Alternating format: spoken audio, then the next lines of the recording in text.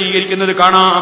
അത്തരത്തിലുള്ള മുനാഫിഖുകൾ അതാ ഇസ്ലാമിന്റെ വിരോധികളുടെ കൂടെ ചേർന്നിട്ട് അഭിമാനം ലഭിക്കുമെന്നാണ് കരുതുന്നതെങ്കിൽ അത് നടക്കുന്ന കാര്യമല്ല. അല്ലാഹുവിങ്കിൽ നിന്ന് മാത്രമേ ഇസ്സത്ത് ലഭിക്കൂ എന്നാണ് പറഞ്ഞത്. അല്ലാതെ സഹോദരന്മാരെ, സൗഹാർദ്ദത്തിൽ ജീവിക്കുന്ന അമുസ്ലിം സഹോദരന്മാരോട് നമുക്ക് അതാ സൗഹാർദ്ദത്തിൽ നീങ്ങിക്കൂടുന്നോ, അവരെ മിത്രങ്ങളാക്കിക്കൂടുന്നോ? ഈ ആയത്തിനർത്ഥമില്ല. അത് മറ്റൊരായത്തിൽ അല്ലാഹു വിശദമായി ഖുർആനിൽ തന്നെ പറയുന്നുണ്ട്. ലാ യൻഹാകുമുല്ലാഹു അനില്ലദീന ലം യുഖാതിലൂകും ഫിദ്ദീനി വലം യുഖ്രിജൂകും മിൻ ദിയാരികും അൻ തബറൂഹും വതുഖ്സിതു ഇലൈഹിം ഇന്നല്ലാഹ യുഹിബ്ബുൽ മുഖ്സിതീൻ. നിങ്ങളോട് ഇങ്ങോട്ട് പോരാട്ടത്തിന് വരാത്ത, മതപരമായ വിഷയത്തിൽ നിങ്ങളോട് പോരാടാൻ വരാത്ത, നിങ്ങളെ നാടുകളിൽ നിന്നും വീടുകളിൽ നിന്നും നിങ്ങളെ അടിച്ചു പുറത്താക്കാൻ തുനിയാത്ത അമുസ്ലിം സഹോദരന്മാർ, അവർക്ക് നിങ്ങൾ നന്മ ചെയ്തു കൊടുക്കുക, അവരോട് നിങ്ങൾ നീതി പുലർത്തുക.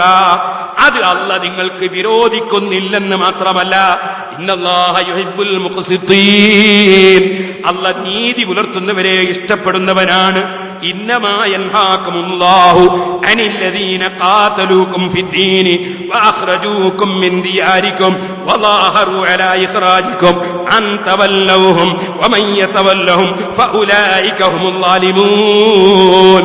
നിങ്ങളെ ഇസ്ലാം ദീനിന്റെ കാര്യത്തിൽ നിങ്ങൾ മുസ്ലിങ്ങളായി എന്നതിന്റെ പേരിൽ നിങ്ങളോട് യുദ്ധത്തിന് വരുന്നവരും, നിങ്ങളെ നാട്ടിൽ നിന്നും വീട്ടിൽ നിന്നും പുറത്താക്കുന്നവരും, നിങ്ങളെ പുറത്താക്കാൻ സഹായിക്കുന്നവരും, അത്തരക്കാരുമായി നിങ്ങൾ മിത്രങ്ങളാകണ്ട എന്നേ ഖുർആൻ പറഞ്ഞിട്ടുള്ളൂ.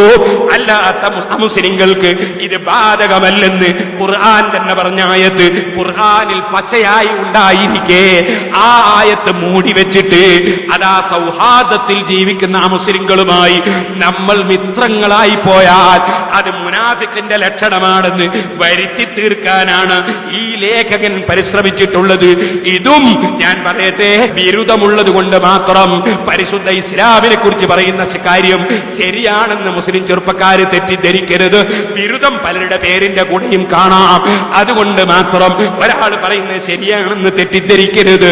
ഖുർആനിനും ഹദീസിനും ശരിയായ വ്യാഖ്യാനം മഹാന്മാരായ ഇമാമിങ്ങൾ പറഞ്ഞിട്ടുണ്ട്.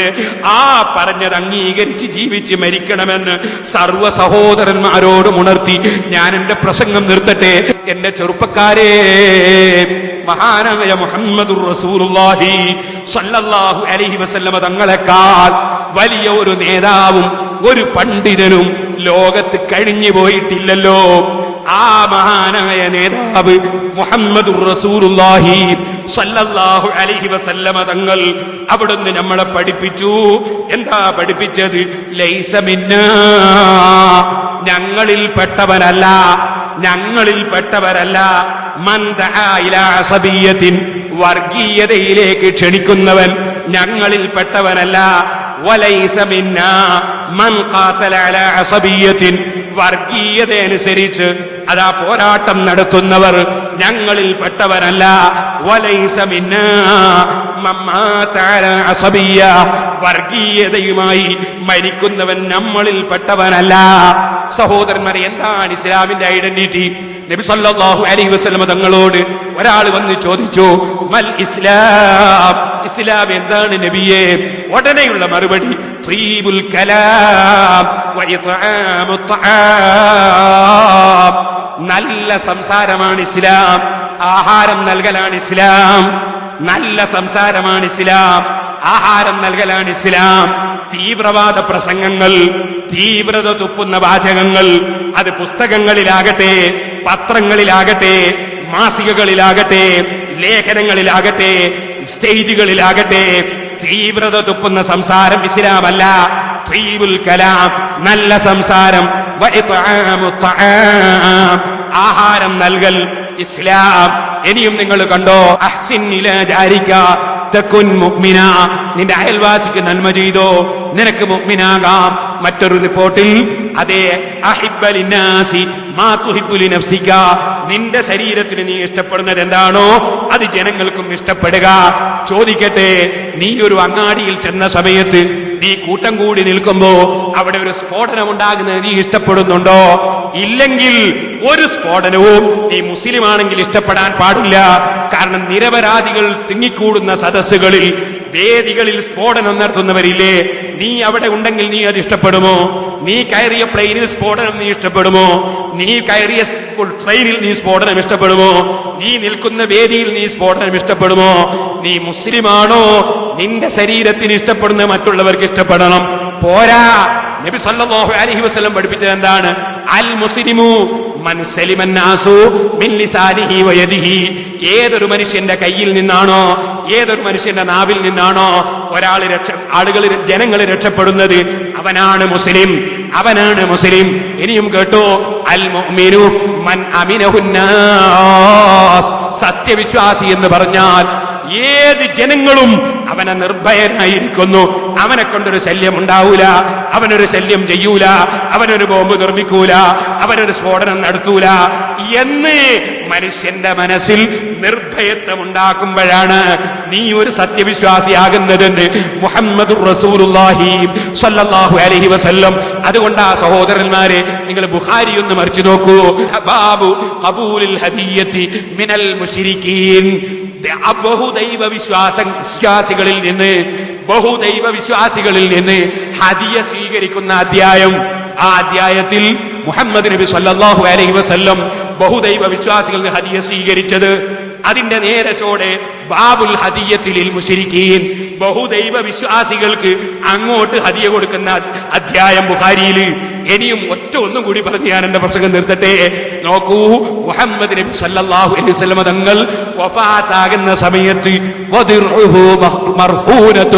ഇന്ദ യഹൂദിയൻ, ഒരു യഹൂദിയുടെ, ആരാ യഹൂദികൾ എന്ന് ഞാൻ പറയണോ? അല്ലാഹുവിന്റെ റസൂലിന് കഴിക്കുന്ന ഭക്ഷണത്തിൽ വിഷം കൊടുത്തവർ.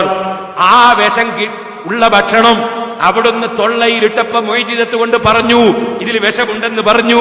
അവർ സമ്മതിച്ചു. എന്നിട്ടും വിഷം ചേർത്ത പെണ്ണിനെ വധിക്കാൻ അനുയായികൾ ചോദിച്ചപ്പോ വേണ്ട, അവളെ വധിക്കേണ്ടതില്ലെന്ന് മറുപടി പറഞ്ഞ റഹ്മത്തുല്ലിൽ ആലമീൻ മുഹമ്മദുർ റസൂലുള്ളാഹി.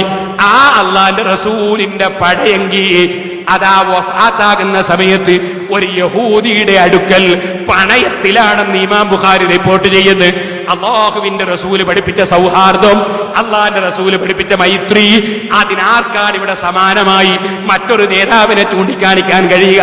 അതുകൊണ്ട് മുസ്ലിങ്ങളെ, വമാ അർസൽനാക ഇല്ലാ റഹ്മത്തൻ ലിൽ ആലമീൻ, സർവ്വ സൃഷ്ടികൾക്കും അനുഗ്രഹം മാത്രമായി നിയോഗിക്കപ്പെട്ട മുഹമ്മദുർ റസൂലുള്ളാഹി സ്വല്ലല്ലാഹു അലൈഹി വസല്ലം തങ്ങളെ സ്നേഹിക്കുന്ന മുസ്ലിമേ, ആ റസൂലുള്ളാഹിന്റെ ശഫാഅത്ത് കിട്ടണമെന്ന് ആഗ്രഹിക്കുന്ന മുസ്ലിമേ, ആ റസൂലുള്ള ഉദ്ഘാടനം ചെയ്യുന്ന സ്വർഗത്തിൽ കടക്കാൻ ആഗ്രഹിക്കുന്ന മുസ്ലിമേ, ആ കാരുണ്യത്തിന്റെ പ്രവാചകനെ തീവ്രവാദിയുടെ നേതാവാണെന്ന് തെറ്റിദ്ധരിപ്പിക്കാൻ കാരണമാകുന്ന സംഘടനകളിലോ പ്രവർത്തനങ്ങളിലോ ഈമാനുണ്ടെങ്കിൽ അടുത്തു പോകരുത് കേട്ടോ.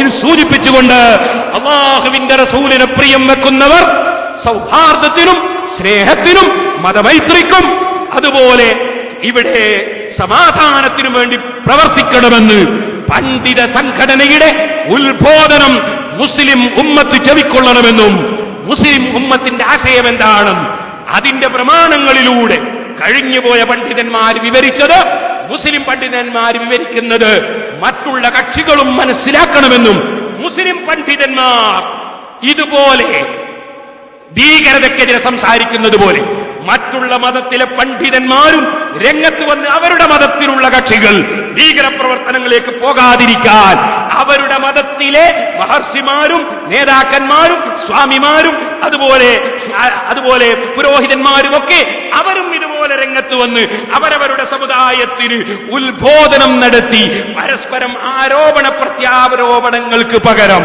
ഏതെങ്കിലും കക്ഷികളെ പിടിച്ച് വിധി പറയുന്നതിന് പകരം നമ്മൾ സമൂഹത്തെ സംസ്കരിക്കാൻ സർവമതത്തിലെയും പണ്ഡിതന്മാർ കൂട്ടായ പരിശ്രമങ്ങൾ നടത്തിയാൽ ഒരളവോളം നമ്മുടെ രാജ്യം രക്ഷിക്കാൻ കഴിയുമെന്നും സാന്ദർഭികമായി ഉണർത്തി ഞാൻ എന്റെ വാക്കുകൾ അവസാനിപ്പിക്കുന്നു.